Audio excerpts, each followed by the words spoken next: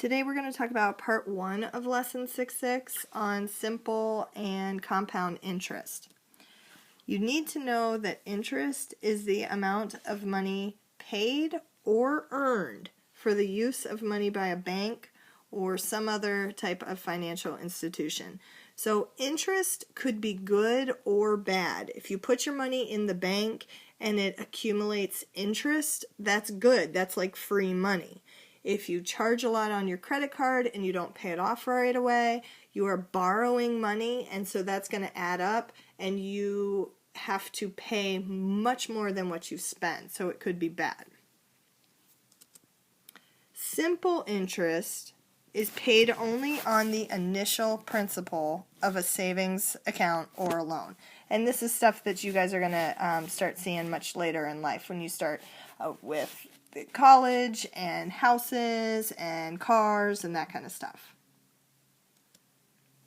So the simple interest formula. So you've got your I equals PRT. That's the formula. The I is your interest. The P is the principal, and that's the amount of money invested or borrowed. Your R is the annual interest rate, and it's always as a decimal. And then the time is always in years. So if it's months, you have to convert it to years. So for example, find the simple interest, round to the nearest cent if necessary. So number 1, let's see, $1,000 at a 4.5% rate for 2 years. What would the simple interest be? So the first thing that I want to do is I just want to rewrite that formula. Interest equals PRT. So what is my interest? If my principal, what I borrowed, is $1,000, my rate is 4.5%, put it as a decimal. No, that is not a decimal. That is a percent. If I take if I take 4.5% and change it to a decimal, I am dividing by 100, or I'm moving the decimal 2 spots to the left. So my decimal is 0.045. And then the time, how long is it going to be invested? It's going to be, it's going to be invested for 2 years. So when I multiply all of that out, your answer is going to be $90 is your interest. So same thing with number 2, $2,500 at 6.75% for 3 years. Start by writing the formula, I equals PRT. All right, what is the interest if your principal, your amount invested, is $2,500? Your rate is 6.75. No, that's not a decimal. It's a percent. All right, change that percent to a decimal. It's going to be 0.0675, and multiply it by the time, which is 3 years.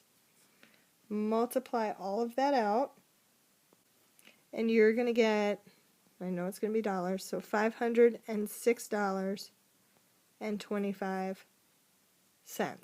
The hardest part is going to be converting your percent to a decimal. Then the last thing I want to talk about today is finding interest rate. A couple of steps. First of all, find the amount of interest paid by multiplying the payment made each month, and then subtract what was borrowed. That's your principal. Then use your simple interest formula. So this is a little more involved here. So, for example, Mr. Gable borrowed $1,860 to buy a computer. He will pay $71.30 per month for 30 months. Find the simple interest rate for his loan. So there's a lot to do here. So go back to your notes, look at the steps. The first thing you need to do is you need to take what he paid each month and multiply it by how many months he paid. So $71.30 times 30 months is he paid $2,139. That's how much he paid. He only needed $1,860. So what was the interest? Anytime you borrow money, you always have to pay more back. So if you take $2,139 and you subtract the $1,860, what it cost, that leaves you with $279.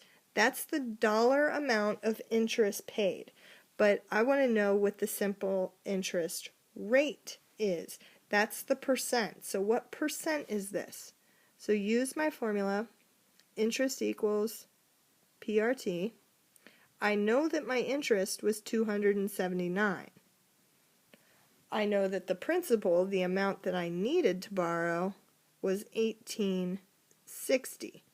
What I don't know is the rate. That's my unknown. That's going to stay R.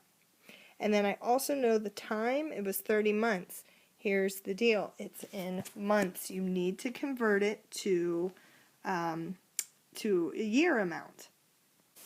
So if you take 30 months and you divide it by how many months are in a year, 12, you're going to get 2.5.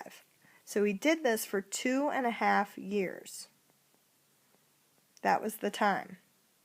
So now multiply our numbers on the right hand side. We're going to multiply 1860 by 2.5 and we're going to get 4,650 times R. And then I want to solve for the rate. So R is being multiplied by 4650. So I'm going to divide by 4650 on both sides. Once I divide, it's going to give me 0.06 equals R. This is my rate. As a decimal, I want it as a percent. So my rate is always multiplied by 100. My rate would have been 6%. So this problem is a little more involved. All right, and we will be working on these tomorrow. All right, I will see you then.